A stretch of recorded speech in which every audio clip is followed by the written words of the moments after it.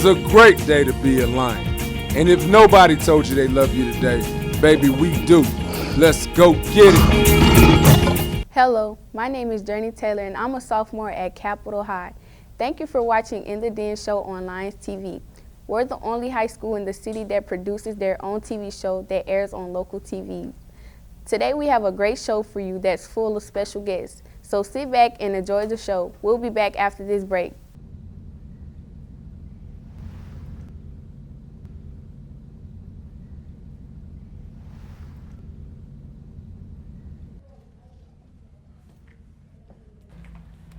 What's up, Jacob? No, what's up with you? Trying to cook class this week? Yeah, let's do that. All right, come on.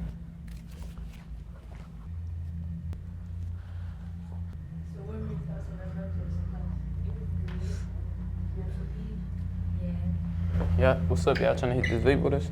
Gotta make your body feel good. No, I'm not putting that trash inside my body. I'm not either. Did you know vape can cause lung damage and increase your chance of a heart attack? Yeah, that's right, and it also causes organ damage and addiction.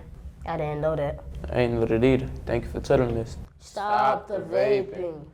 Welcome back to our show. I'm Journey Taylor and I'm here with our special guest, Congressman Cleo Fields. He's the representative of the 6th District of Louisiana.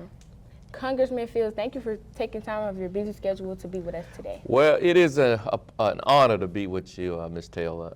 I've always wanted to come to Capitol High School and just see the roaring lions, and to actually have an interview with you is just a pleasure, and it's good to be here. Thank you. Where are you from?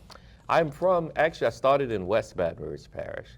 I went to Port Allen Elementary and then Cohen, and then I transferred here, you know, right after my daddy passed, to East Baton Rouge Parish.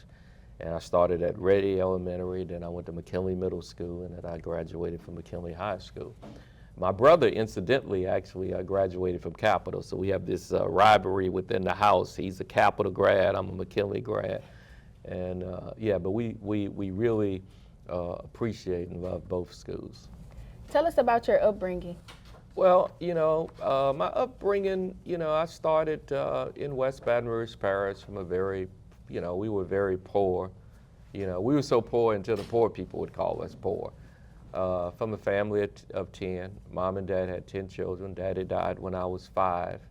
But mom always inspired us, you know. Just because you come up by way of the rough side of the mountain doesn't mean you can't reach the top. So she was a big inspiration to all of us. We really didn't know we were poor, you know. But that was a big inspiration. What got me involved in politics, Ms. Taylor, was when you get to the 6th grade, you go to the middle school. And I was in elementary school, and I would always want, you know, my goal in life was to be a police officer. That's all I wanted to do, is be a police officer. You know, people say, what you want to be? And most people in elementary school, they either wanted to be a police officer or a fireman. And then when I got to the 6th grade, you know, first day of school, everybody stand up, state their name and what they want to be in the future. That was the way we used to do it back then. And it was Miss Dickerson's class in the 6th grade at McKinley Middle School. And my last name starts with an F, so it took a while, not a long time, but a minute for them to get to the Fs. And so students before me weren't saying police officers, they weren't saying firemen, which was unusual. So I wanted to say something bigger than everybody else. And so when I stood up, you know, I just said, my name is Cleo Fields. And the first thing came to my mind was, you know, I want to be president of the United States of America when I grew up. And everybody in that class laughed, including the teacher. And it was that day, you know, I started concentrating on it. What does it take to be president? And, you know, we didn't have internet back then. We had encyclopedias. When I got the encyclopedia, and I looked and I researched president, and modern day presidents finish high school. That helped inspired me to finish high school. Many went to college.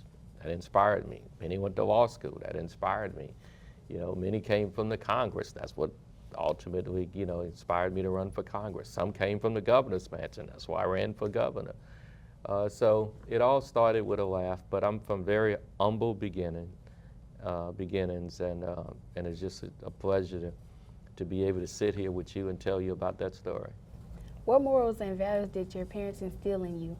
Oh, my mom, she was, you know, she was the, you know, the rock of the whole Fields family, because after my dad died, you know, my mom, you know, was a very religious woman, and she kept us in church, and she always taught us that, you know, you could be anything you want to be. She would always teach us, you know, God is always watching, because she knew she had to have something bigger than her. Got 10 children, she couldn't watch them all day, every day. And so she instilled in us that somebody was always watching, and that was Almighty. And so she brought us up, you know, we had to go to Sunday school, you know, vocational Bible study. And so we grew up in the church, and my mom just insisted. And she also insisted that we go to school.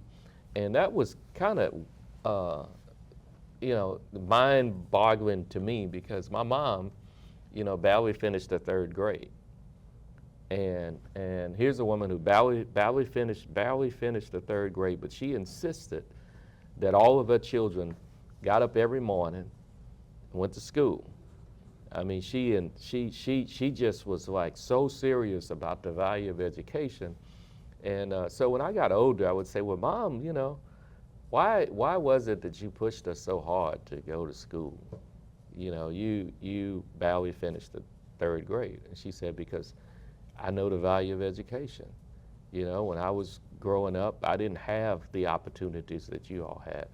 That was a time, like her grandparents, it was illegal to teach an African American to read. So the value of education became more and more important, you know, over time. And so that's why I say to young people, always listen to your parents. You know, listen to them, because the expectations, you know, like if you want to be a Sylvia Weatherspoon, for example, your expectations are going to be higher. People are going to have higher expectations for you than your counterpart. You know, you got to work harder. You got to show up earlier. You know, and so those, you know, but she instilled in me the basic values: respect other people, work every day, and never give up. And so that was all taught to me by my mom. As a youth, what schools did you attend? Well, like I said, Ready Elementary as a kid, before after I transferred from West Baton Rouge Parish, McKinley Middle, and then McKinley High School. And then after I graduated from McKinley High School, I had offers to go to, let's see, it was called USL at that time, it's ULL now, in Lafayette, and Nicholls State, and also Southern. And I ultimately chose Southern because I wanted to be close to my mom. I wanted to actually be in a position to help my mom. And so I decided to attend Southern. I became freshman class president my freshman year. Why? Because my mind was on, I got to be president of the United States, so I got to keep this thing going. And my senior year, I became student body president of the Southern University student body. And then I went to law school and graduated from law school, and then ran for the state senate at 24 and became the youngest state senator in the history of this state, and at that time, the history of the country. So that's my educational background. Those are the schools that I attended. Tell us some of your best memories at McKinley High. When we played Capital? No, no. Some of the best memories, I have so many. I was a student in graphic arts, you know, Leon Robinson, he was the teacher. And we were I think we were the only school in the district that actually had a graphic arts program. And so I felt, you know, a sense of pride, because what we were doing in the graphic arts program at McKinley was really helping all of the schools across the parish. You know, for example, when Capital would have its graduation, those programs were printed by me, you know, by McKinley. We did that. And we did it for all of the schools all across the parish. So that was like, you know, it was a sense of need, you know. And, you know, it it was a life-changing experience because there was a gentleman, a student who was my counterpart, Clyde Trim. He ended up going into the business. Today he prints, and I started actually, but when I got to college, I couldn't, keep printing. I had to go to college. Go to school. But I started working for City National Bank. I was doing all the printing for City National Bank, all the deposit slips, the withdrawal slips, all the things you see when you walk into the bank. Those were things that I actually printed. And at that time, that was in-house printing. Banks would print their own stuff. That's not so today. Banks basically form a lot of that stuff out. Tell us some of the teachers that made an impact on you. Oh, there's a lot. Let's start with Ms. Dickerson because when I tell people that when I was laughed at and when I said I wanted to be president, I just wanted to say the biggest thing, and everybody laughed, including the teacher. That was Ms. Dickerson. They weren't laughing, particularly Ms. Dickerson. I know Ms. Dickerson. She was not laughing, out of fun. She was laughing basically. You ever started laughing at something because everybody else started laughing, and it was one of those moments. Everybody else started laughing, and it was one of those moments where she just felt like she had to laugh. But she was such an inspiration to me. Ms. Dickerson, she would take her time with you. When I wasn't, on par with the rest of the students, she would take her time, and she would get me, on par. Ms. V.T. Jones, she was one of my teachers at McKinley High School. She taught science, and she was remarkable. She was a tough teacher, both of them, Ms. Dickerson and Ms. Jones. She would, I ran for vice president of the senior class when I was a senior at McKinley. And I really had no interest in running for senior class vice president, but it was Ms. V.T. Jones who said, you gotta run, because I was president of the Key Club and I thought that was enough. And she called me into her classroom one day and she said, you should run, and I ran. That Coach Booker, I can go on and on and on. Coach Booker I played baseball in high school. He was an inspiration because he was an inspiration not only in the classroom, he was that inspiration outside of the classroom as well. And he made me captain of the baseball team, not because I was the best baseball player. I wasn't. I was pretty good, but I wasn't the best. But he made me captain of the baseball team at McKinley because he saw some leadership. He saw that leadership in me, and he used me to help motivate the other students. And so it was really my job to keep, the other students on track. Hey, we got to go to practice. Hey, we got to be at practice on time. And he was. I have a number of teachers. My principal. Mr. Breeder, William B. Breeder, at McKinley. Mr. Turner, I think Mr. Turner was also a principal here at Capitol. All of them were great, inspirations. They were a great inspiration to my life. So I would say just about all of my teachers and administrators played a very monumental role in the shaping of Cleo Fields. Tell us some of your best memories of Southern University. Southern, I have so many. When I became president of the student body, I wanted to get students involved in the political process because I remember Jesse and Stone was president of the university, and we would always protest. Students would protest through their student government.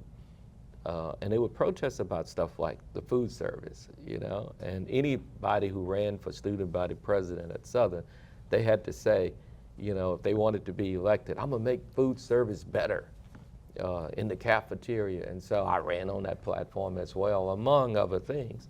And so when I was elected, one thing I wanted to do was improve the food service at Southern. So I went and I talked to the president of the university, and I said, Dr. Stone, we got to do better, you know. And Dr. Stone really taught me a very valuable lesson. You know, he turned that food service conversation, and we did improve it, into a broader conversation. He said, you know, we as administrators, we get a lot of criticism about all the things you all don't have as students. And he would say, here's your tuition, and here's what we do with it. He said, most of your money comes from the state legislature, comes from the state. And if you know, it's not but so much we can do. And he said, you got a force on this campus. At that time, Southern student body, you know, we had like over 10,000 students, you know. And he said, if you can get these kids registered to vote, it makes me more powerful. Y'all got to use y'all vote. And so I started to do that. And I insisted on kids, on students being registered to vote. And the way I did it, I said, we're going to party for a purpose, you know? So for the homecoming, if you wanted to come to the homecoming concert, you had to have an ID in one hand and a voter registration card in the other.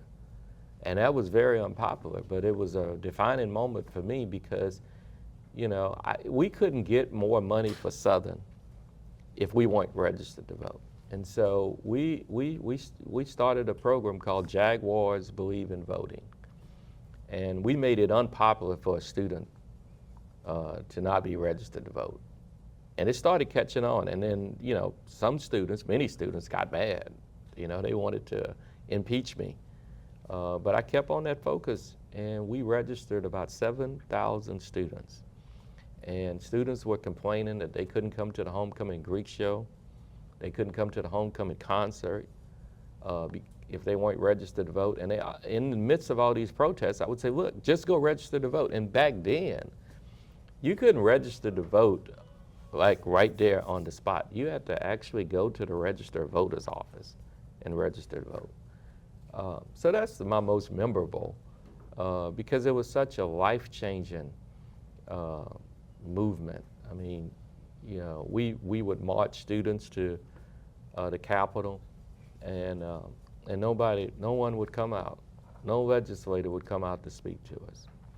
And yet I would have, you know, 500 students on the steps. We were talking loud and saying nothing because we weren't registered to vote. And but when we did register to vote, when we marched to the Capitol, everybody came out because, you know, they understood that we weren't just a bunch of kids making noise. We were registered voters who were ready to take action if they didn't approve the funding to Southern University. Why did you decide to get into politics? Well, you know, it started, you know, with a laugh. It all started with a laugh.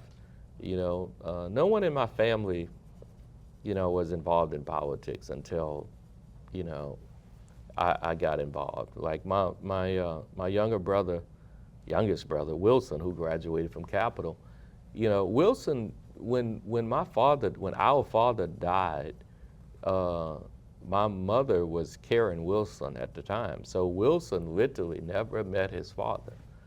And I hope, well, I know I've inspired him because, you know, everything I did, for the most part, he did. I went to Southern, he went to Southern.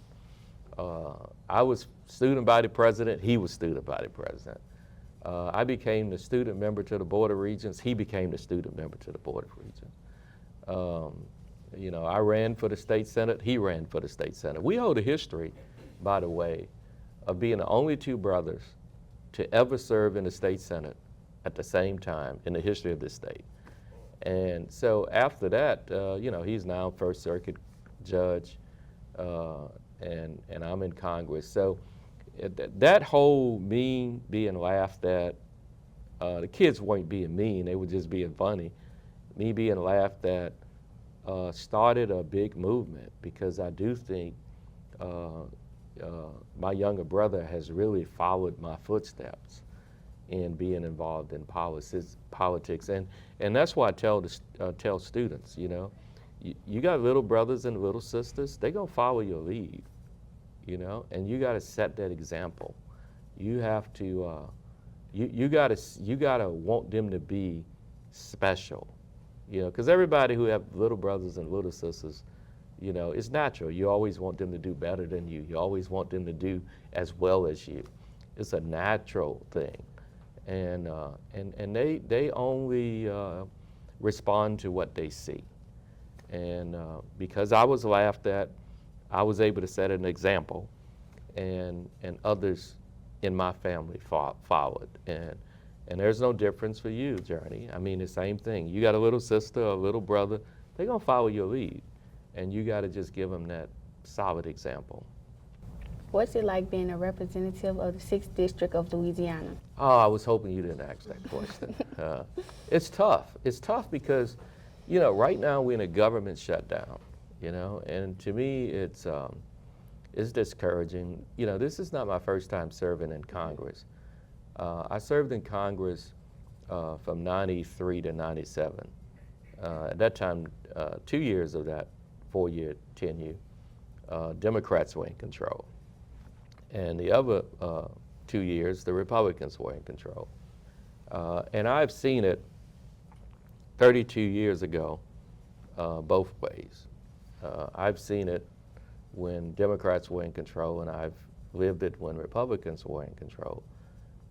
Most people ask me the question, what's the difference between then and now? The biggest difference is there's just, you know, Democrats and Republicans back then, it was partisan. But when it came to government shutdowns, the president always played a key role, you know, irrespective of his party. He would always say, okay, let me bring the Democratic leadership and the Republican leadership to the White House, and let's work this out. And that was always, this is not my first government shutdown, I've been in a few. But the president was always able to get us together, and we always worked it out for the betterment of the American people. Not so now. I mean, it's a different kind of feel. And I was telling my freshman class, it's so different. Now the president, you know, he encourages a government shutdown.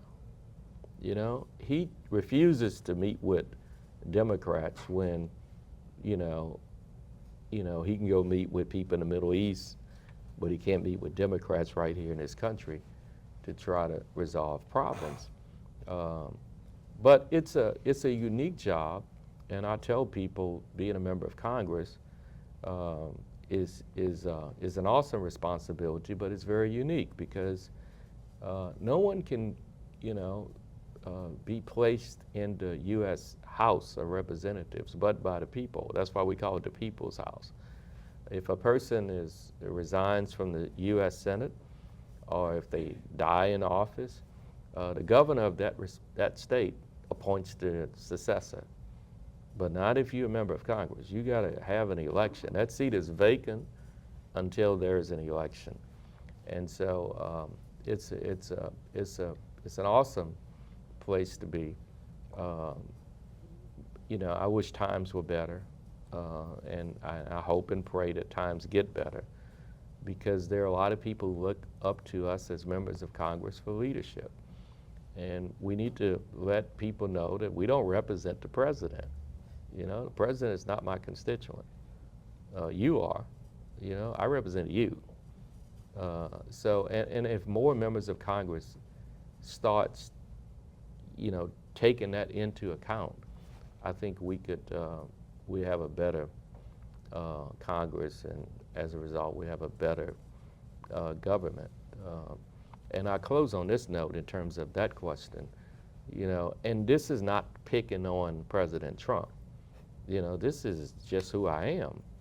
You know, I had to say to Bill Clinton, former President Bill Clinton, you know, I'm not voting for NAFTA. I'm not voting for it because it's going to hurt people in my district. I had at that time a lot of textile jobs in it was the 4th Congressional District back then. And the president called me into the Oval Office and he said, Cleo, my presidency depends on it. You got to vote for this, you know. No, I don't. I mean, tell me what we're going to do with these people when they lose their jobs. And I ended up voting against now. If it passed, people lost their jobs. And I tell folk in Congress to this day, you don't represent the president. You represent the people of your district. And hopefully that message will trickle down and we have a better government. There are 3 branches and all are independent. You know, the president shouldn't be running the legislative branch. That is something different for me, you know. The president should run the executive branch and we should run the legislative branch. And that's been one of the biggest challenges I've had this term, is to see, is to be a part of a branch that have just really given up its authority to another branch, which is to me so unconstitutional, you know. When people went to the polls, they elected people because they wanted 3 branches of government. But having said all that, it is a remarkable opportunity, and I'm always thankful to the people of Louisiana for giving it to me. The people of Louisiana have been very nice to me. I have the history of being the longest, you know, I've had the longest gap in service than any other member in Congress. There's not another member in Congress who can talk to you from a perspective of being out of Congress for 28 years and then returning. And that speaks volumes to the people, you know, that I represent. And I don't take that lightly. I'm so appreciative. What do you like most about being in Congress? What I like most about being in Congress, the easier question would have been what I don't like. What I like most about, well, you represent people. You know, I enjoy having town hall meetings because I believe that there's so many people who look like me, who do not feel close to a member of Congress. Thus, that's why we fought so hard for the creation of majority-minority districts. There's so many people whose voices have been just ignored. We were going through the budgetary process not too long ago, and normally, you know, you make your requests. Organizations, universities, they make their requests to the member of Congress, and then the member of Congress then try to, you know, accommodate them. And one of my legislative staffers, you know, when we have these weekly meetings in Washington, I would say now, you know, that Southern, I represent Southern, and I'm always, you know, like what have we, you know, what are we fighting for Southern University? And one of my staffers said, well, Southern didn't make any requests. And it really irked me, you know, and, you know, I had to sensitize my staff. Well, Southern, you know, they have not had, you know, they're not used to having a member of Congress, you know, saying to them, hey, what can I do for you? And so it's your job to go call Southern. That's, you know what monies are available, call them and have them to make applications so we can get them some money. Same thing when I was in the state legislature. You know, Southern has always had the luxury of having an African-American state senator. But I've always been proactive with institutions like Southern and Grambling because they have to fight so hard. They're so busy fighting and defending what they have. Sometimes they don't even have time to request things they don't have.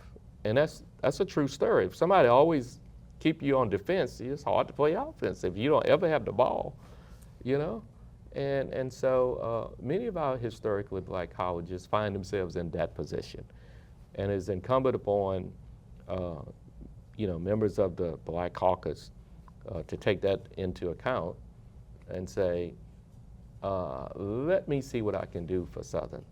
And that's why, you know, Southern, largely because of my leadership when I was in the legislature, they're going to have a brand new laboratory school. You know, why was that important to me? It was important to me because you know, education, you know, you walk into a school, and Southern does such a great job. Like y'all have transformed. You know, they always have little, and they do a lot with it.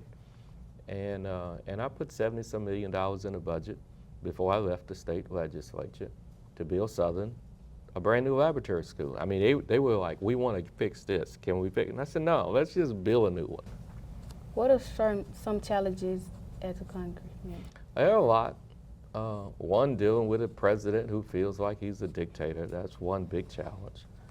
The challenge of representing your constituents in very tough times, which is a little unusual for me because, you know, irrespective of, you know, in the legislature, in the Congress, that there are two recognizable parties, a Democrat, Republican.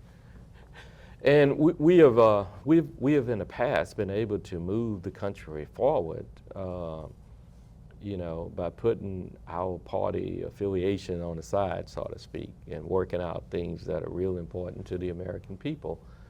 Like in November, there are a lot of people going to lose their SNAP benefits. That pains me at night, you know. There are members of my staff who are not being paid. That pains me, you know. I just learned yesterday the IRS just shut their doors for constituent services, which means that if somebody in my district have a problem with the IRS, you know, my office can't help them because there's no one to talk to. That pains me. I mean, you know, if you're really in this for the right reason, and that is representing people, you know, that's why they call me representative, you know, to represent people, you have to take all of those things serious. And that has been one of the biggest challenges I've had as a member of Congress. I have two bills that's directly related to you and I that I've introduced in Congress, for example. And those bills won't be heard this session because, you know, we in a shutdown, which makes no sense. One deals with, there's such a big gap, teacher gap we have in this country, and people are not taking it serious enough. Folk are not majoring in education, not just in Louisiana, but all across this country. When I graduated from Southern, you know, in '84, the largest college was the College of Education. When they would call the College of Education, everybody was like, okay, we'll be here for another 30 minutes because they would all have to walk across the stage to get their degrees. Now the smallest class on most college campuses is the College of Education. Why? Because students are not majoring in education. So I'm trying to open up that pipeline because in a few years, we're not going to have people to teach our children. And so I introduced a bill the other day that would provide to forgive student loans totally for every student who graduates in education and go and practice their profession in the U.S. And you forgive their student loan after 8 years. Just let it go away if they stay in the country and teach in a public school. That's important. The other thing is early childhood education. That's so important because, you know, many of our deficits, particularly in schools like Capital and McKinley and Glen Oaks, the biggest deficit many of those kids have in competing in the classroom is many of them were not exposed to early childhood education because they have parents, you know, I can speak to that moment because my parent, you know, had 10 children and she was very poor, my mom and dad, but my mom in particular, and she worked 3 jobs. She wasn't lazy, she just couldn't make ends meet. So as a result of that, they have to choose between sending their kids to early childhood education, daycare as we know it today, or sending their kids to grandmother, you know, and we don't get that exposure to their early childhood education, and then they expect us in the 3rd grade to be on the same level as a kid who have had total exposure to early childhood education, and then they get mad at us when we don't read at grade level. You know, that's a problem that we can fix in Congress right now today. Pass that bill and give every child equal access to early childhood education. Now, that bill costs a lot of money, and that's going to be, it's not going to pass this session. May not pass this Congress, because I got to do a lot of educating. That bill costs a lot of money on the front side, but it's going to save so much money on the back side. Why is it going to cost so much money to put open up spots so kids can have access to early childhood education? It's going to cost less money because what's going to happen as a result of that? Less jails, less prisons, you know? But we got to, as a Congress, we got to stand up and just say, okay, that makes sense, so let's do it. What is your vision for your district? My vision for the district is, you know, economically, there are some parts of the district that we have a lot of work to improve economic development. I'm approaching one of these, like we got a lot of food deserts, for example, in our district. There's a food desert in North Baton Rouge. And for the life of me, I don't understand why grocery stores won't locate, you know, in North Baton Rouge, you know, the mouth of Southern, you know. And I had it almost worked out at one point where a grocery store was actually going to come to right in the mouth of Southern on Scenic Highway, and was going to open up. And I don't buy the story about, well, it's not economically feasible for a grocery store to be in North Baton Rouge. That's silly, you know. People in North Baton Rouge make grocery, you know, come on. And so I'm tired of trying to force grocery stores to go to food deserts, go to underserved communities. So I got a bill in Congress that provides that you can use your SNAP benefits to order groceries online. I mean, just pick up the phone. I mean, just go and order your grocery and then have it delivered to your house, you know? And you know, and then they were like, oh, that's unique, but I don't know if I can be for that. Why can't you be for that? You don't want people to use their SNAP benefits to buy candy and sodas, you know. There's been bills in the state legislature to do that. But yet you don't want them to have access to healthy food, you know. And that's going to change the dynamic. I'm tired of begging, pleading with grocery stores, come and do something that's in your best interest, sell your food in my community. I'm just going to make it easier for them to have access by giving them an opportunity to deliver it, have it delivered to their front door. What are you passionate about? I'm passionate about you, you know? And I say that with all sincerity. I mean, I'm just passionate about young students, you know, because this bill that I introduced to give, you know, students like you and I, young people, like when I was young and you were young,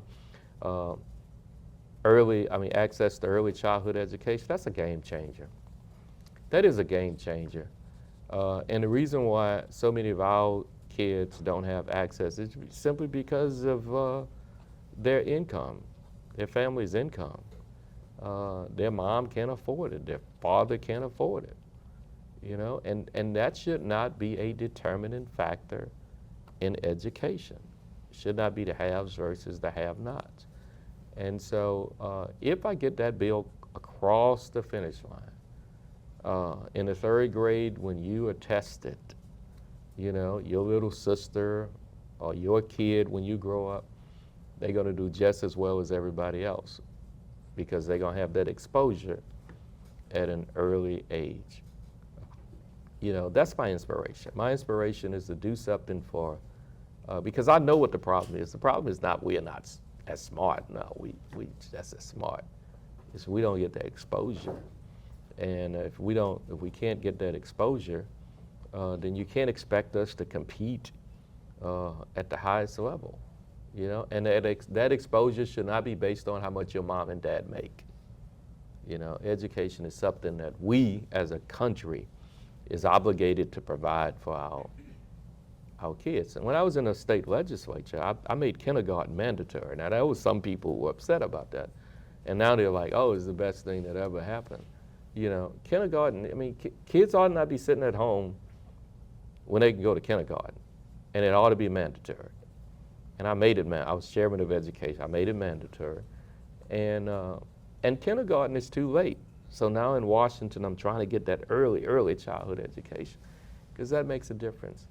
Kids don't want to be in school if they feel inferior. You know, kids act up, I believe, kids act up in school because they don't feel like they can compete. You know? I mean, when you tell a kid that he's not reading at grade level, you know, why, you know, you want him to feel good about coming to class every day? We got to figure out why he's not. And largely it's because he or she have not had that connection with early childhood education, and the only reason is because of his parents' income. And we as a government can do better, and I'm trying to change that dynamic. What would you like people to know about Cleo Fields? Know that I want the government open. Know that I'm a hard worker. I mean, I'm just basic. I mean, grew up very poor and went to public school, and my experiences really have shaped my life. I wouldn't have it any other way. I mean, I'm glad my mom and dad had a large family. I'm glad, you know, I grew up not getting everything I wanted. You know, I'm glad about all of the circumstances of my life because it has shaped me to be a better person. You know, when I go and argue on the floor of the Congress for, you know, the free lunch programs, you know, I had an interesting conversation 30 years ago with Newt Gingrich, who was the Speaker of the House back then. He's a Republican, and at that time, Democrats and Republicans would meet after work and sit down and talk about legislation. You know, many of them just did not understand why does the government need to feed a kid? You know, why won't parents, we're talking about a summer feeding program, why can't the parents feed kids? I mean, that's the parents' responsibility. That's not government's responsibility. Parent ought to feed the kid. And I had to tell him about, had to tell them about how I grew up. You know, my mom wasn't lazy. My mama wanted to feed her kids. My mama would work 3 jobs to feed her kids. Sometimes people need a little help. And it was those conversations that pushed that summer feeding program. And so we were able to have the summer feeding program. I believe that we should not have, right now we have a program whereby if your parents make a certain amount, you pay something on your school lunch program. I think that's the craziest thing that we can ever do in this country. I think when kids go to public school, they should have a free lunch. I don't care what their income is. I don't care what it is. I don't care if their parents make a whole lot of money or no money at all. Everybody should have a free lunch at school, and it should not be proportionate. You know, first of all, we have the money to do it, and if we can't feed our kids in an educational setting, you know, it bothers me. So those are some of my accomplishments, and hopefully we can get the government back open, and I have many more. You know, I don't know if you've been paying attention to the National Guards, for example. You know, President Trump takes the position that he want to use the National Guards all across the country in local towns and cities. And I have opposed that, and I opposed it because our military should not be fighting, you know, on our soil. Our military, a trained fighting machine, is a trained fighting machine to fight the enemy on foreign land. That's what they're trained to do, period. They're not trained to come here and police Baton Rouge or Shreveport or New Orleans. That's not what they're trained to do. They're trained to fight the enemy, unless there's an insurrection. You know, insurrection means you're trying to overthrow the government. And I say this, and I say it with no hesitation. You know, the time for President Trump to have used the National Guards was when he was president, and when a bunch of thugs and ruffians invaded the U.S. Capitol, killed a lot of police officers, and tried to steal the Constitution. And he sat on his hands and he did nothing. That was a time to use the National Guard. But I'm not for using National Guards on how people in America. It's demeaning to them as members of our armed service. And it shows a lack of respect to police officers, because if you really want to solve crime, you don't cut $880-some million out of the crime prevention package. But that's a discussion for another day. What do you think about our new TV studio? I think this is awesome. You know, I'm trying to do something like this at the Leadership Institute. And have you heard of the Leadership Institute? No, sir. All right, well, I want you to. This is remarkable. I mean, when I was at Southern, we had something similar to this, but this was, back in the day, this is a lot more advanced than we had on a college campus. I mean, we didn't have, you know, all of this on a college campus. And I know technology has changed and has advanced a lot, and I want to encourage students to, you know, stay on AI because it's getting there. No, Capital is, this program is awesome. That's why I'm here, because I wanted to come and let students know how proud I am of them for doing, this program. I'm proud of you. You know, we got to be able to communicate our message. That's why so many people, it used to be a time you couldn't communicate your message unless you went through, a TV station or a news paper. Now you can communicate your message when you get ready, on your own. You don't need no help from anybody else.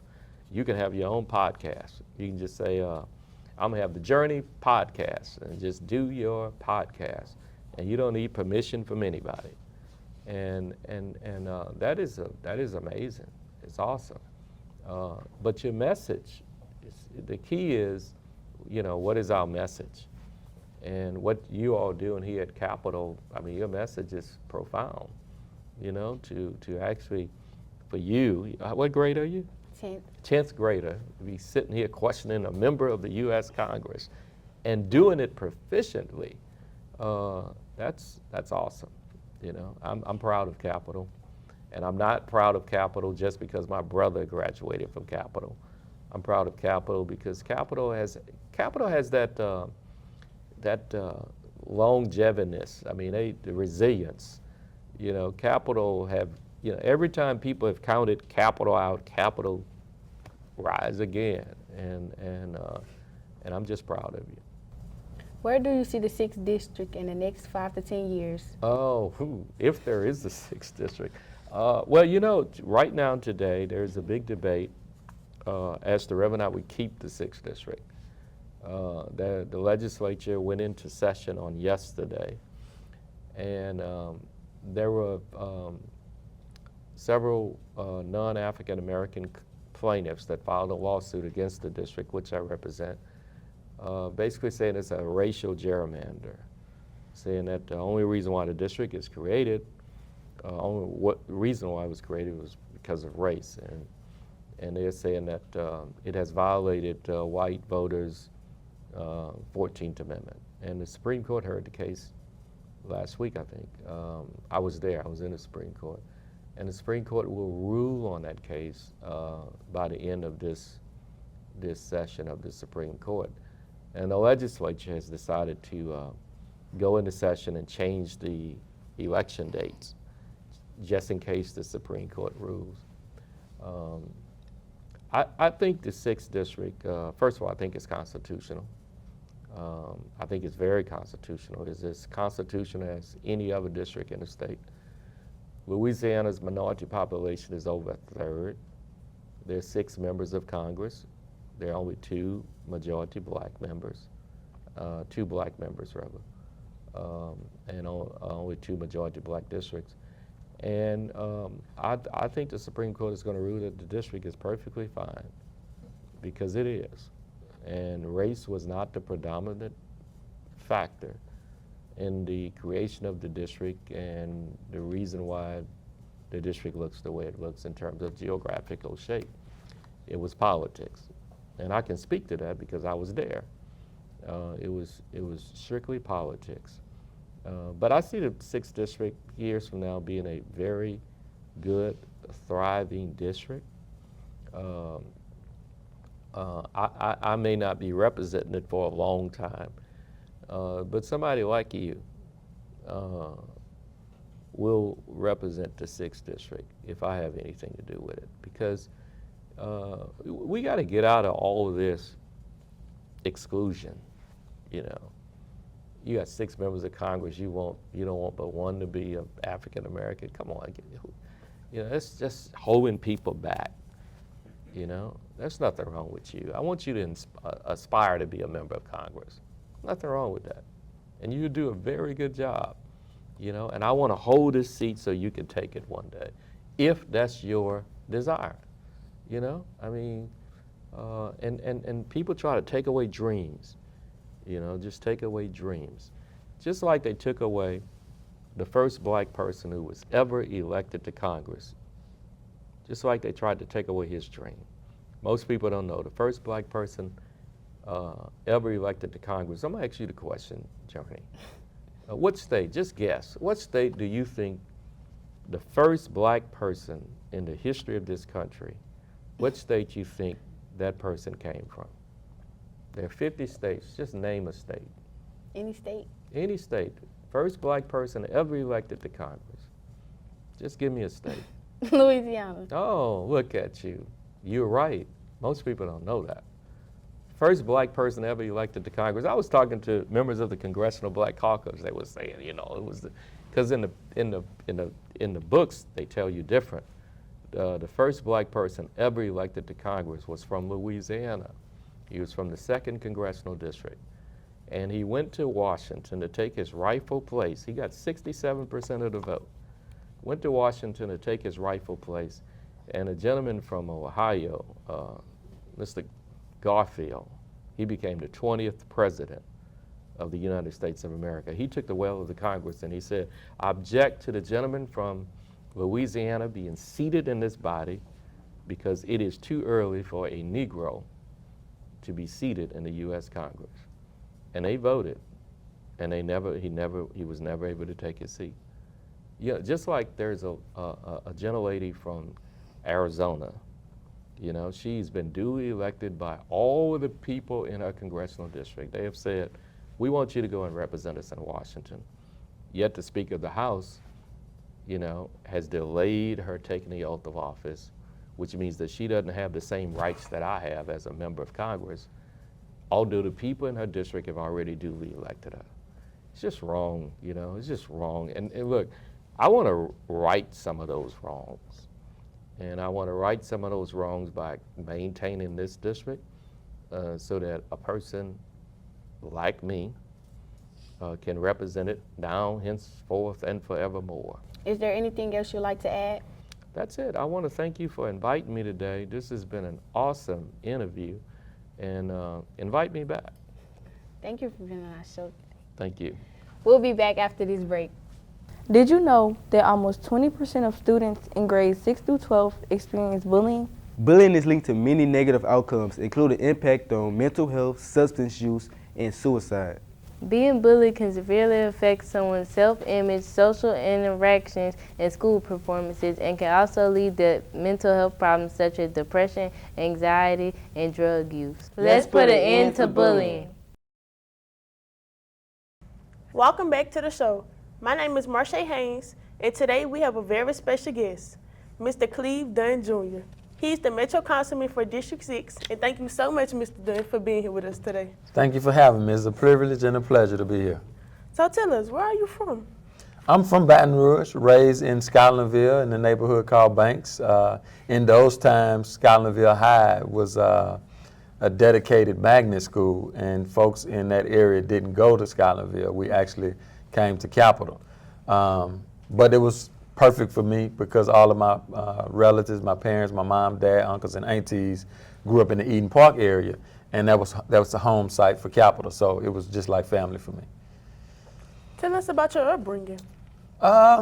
Came up in a middle class black household. Both of my parents worked jobs, but they also had businesses on the side. My dad started his television production business in my bedroom, so I'm familiar with cameras and editing and all of that stuff.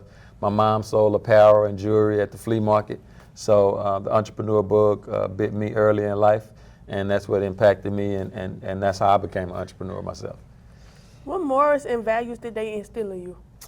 Work ethic, working hard, trusting God, trusting self, confidence, letting us know that everything won't be perfect. You're gonna have some challenges and setbacks in life, but keep your head up. You're gonna get knocked down, life gonna knock you down, but just get up and keep going, and things will work out.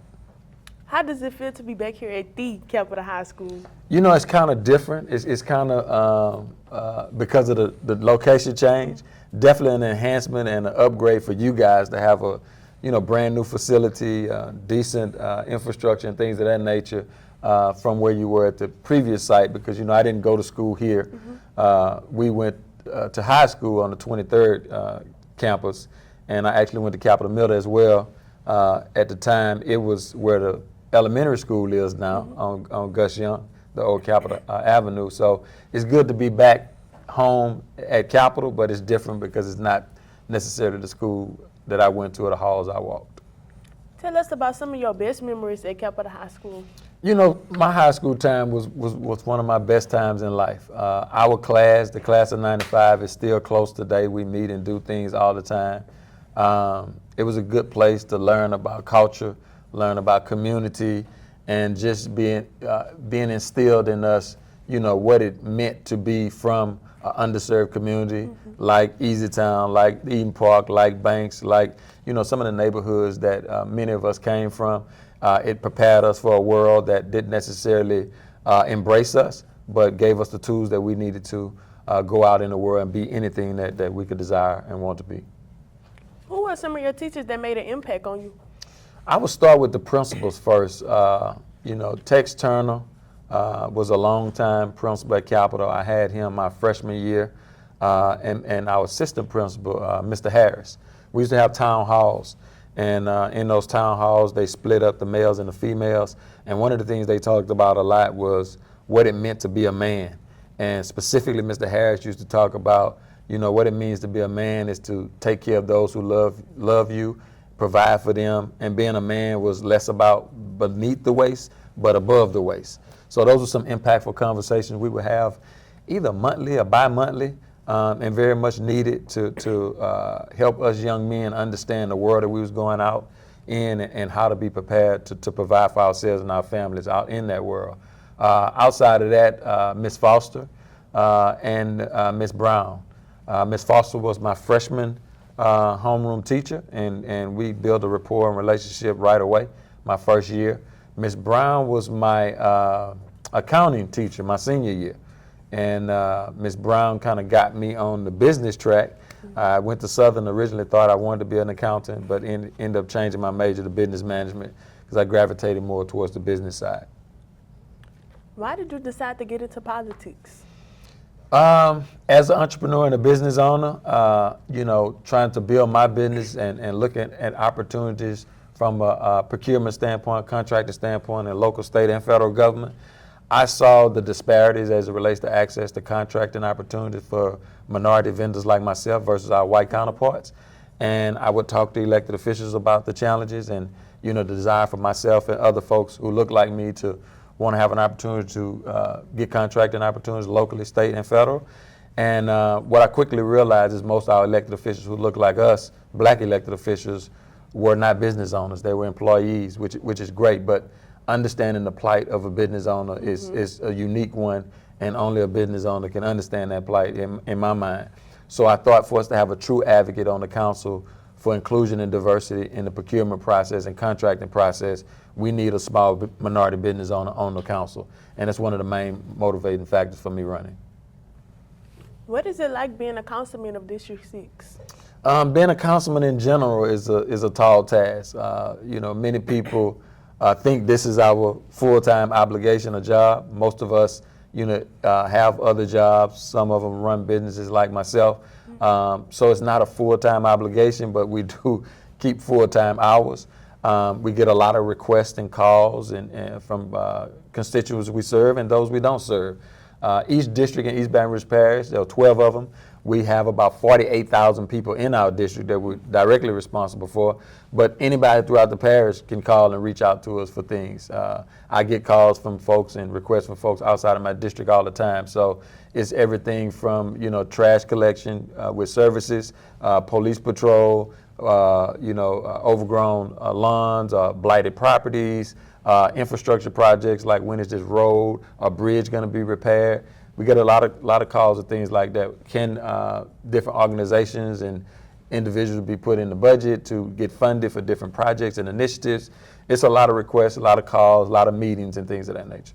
Can you tell our viewers some of the great things that are going on in District 6? Yes, I'd be glad to. First, I'll tell you geographically where District is and its borders is so you can understand.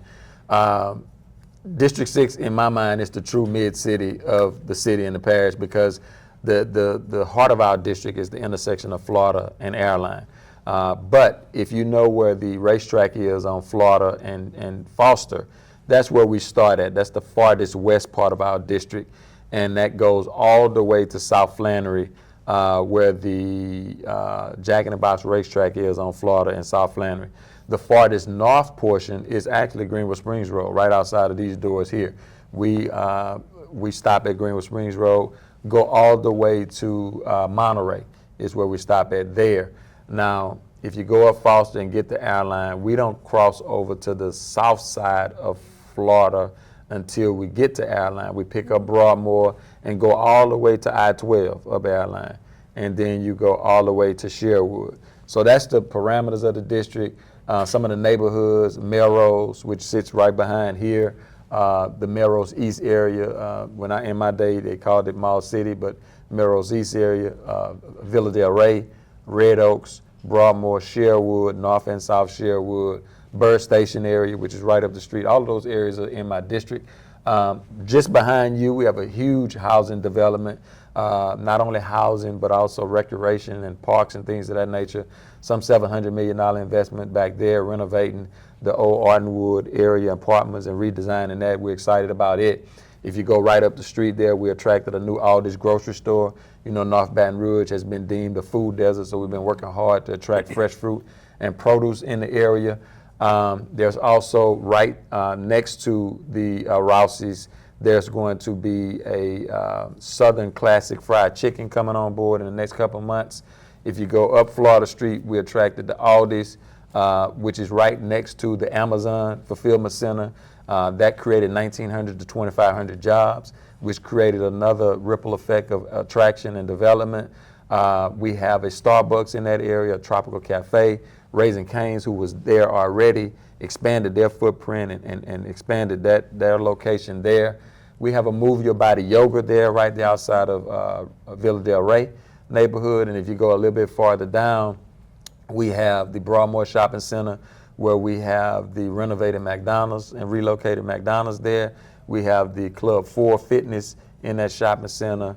High Neighbors was always there, had been there for a while by themselves. We attracted a tire retailer and an urgent care facility there.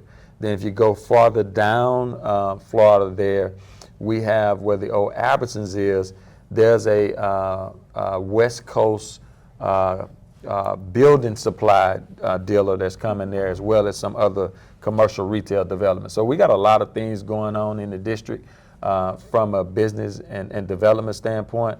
And since I've run, I've advocated to bring a community center to District 6, which we're the only rural urban district that don't have one. So we've raised about $3.5–4 million for that.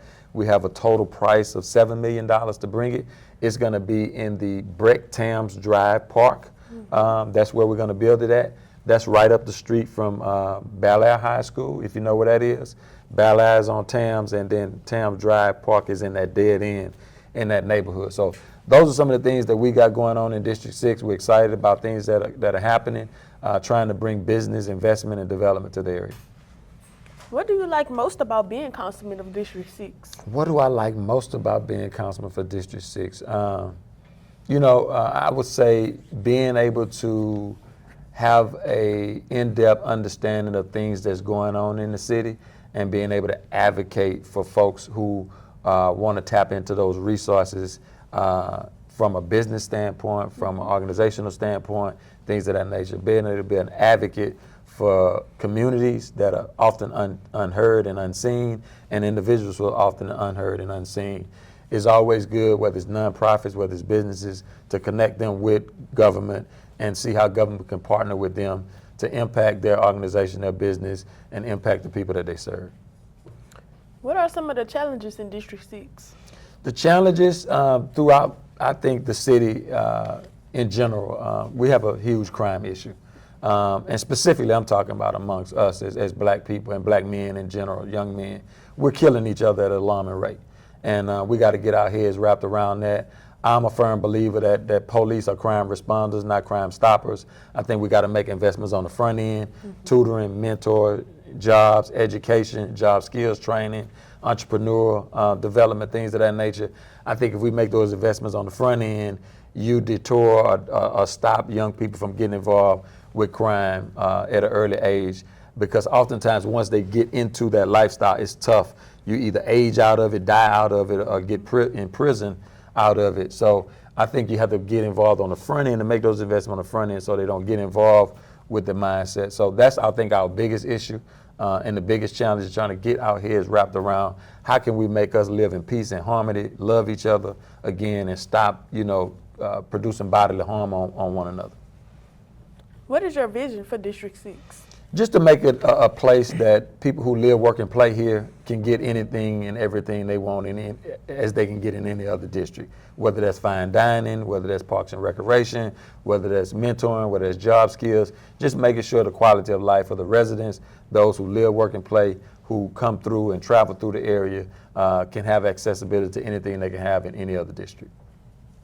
Capitol High School is located in your district. What is your plans for us? That is the good thing about the relocation. The old site where I went to school was not in my district, so was excited about you guys getting a new facility, excited about you guys being able to embrace this new building that's less than 10 years old, but was more also excited that the school would now be in my district. So my plan for Capitol High School is what it's always been. I've always been a big advocate and partner and always collaborated with the leadership, whether it's the current leadership or the previous leadership, always engaged with what's going on at Capitol, so that will continue. What are you passionate about? I'm passionate about travel. I'm passionate about business. I'm passionate about serving my community and people, passionate about my family. Those are some of my passions. What would you like the people to know about Mr. Cleve Dunn Jr.? Nothing. What they know already is enough. But it's enough out there. They keep us pretty visible. So I think people know enough. It's good to keep some things to yourself. I don't want them to know too much more. What do you think about our new studio? Oh, I love it. This is amazing. The amenities, the look of it, it looks like a real studio. This is not thrown together, put together. So thanks to all of those, EBR school system, the foundation, and others who contributed to these efforts. Thank you to Mr. Fontenot and his staff and everybody, the teachers, instructors for doing this. This is a great deal. Where do you see District 6 in the next 5 to 10 years? The next 5 to 10 years, I see that community center built. I see the community center serving our people in the district. And I see us continue to attract business and development here to this area. Housing, infrastructure, jobs, things of that nature. Is there anything else you would like to add? Nope. I just want to thank you guys for the invite. It's been a pleasure and a privilege to be here. I love to be surrounded by all this red and gold. It looks amazing. You did a good job as an interviewer. I'm sure the camera guys and editors are going to put this thing together and make all of us look good. So I'm excited about it. And once again, thank you so much for being on the show today. All right. Thank you for having me. We'll be right back after this break. Did you know that peer pressure can make it difficult for individuals to develop a strong sense of self? Did you also know that peer pressure can lead to academic distractions such as neglecting schoolwork, skipping class, or cheating, which could damage educational outcomes? Peer pressure can cause a person to withdraw from family and friends. Let's put an end to peer pressure. Thank you for watching our show. We hope that you enjoyed it. Stay tuned for more upcoming shows in the future. Have a great day.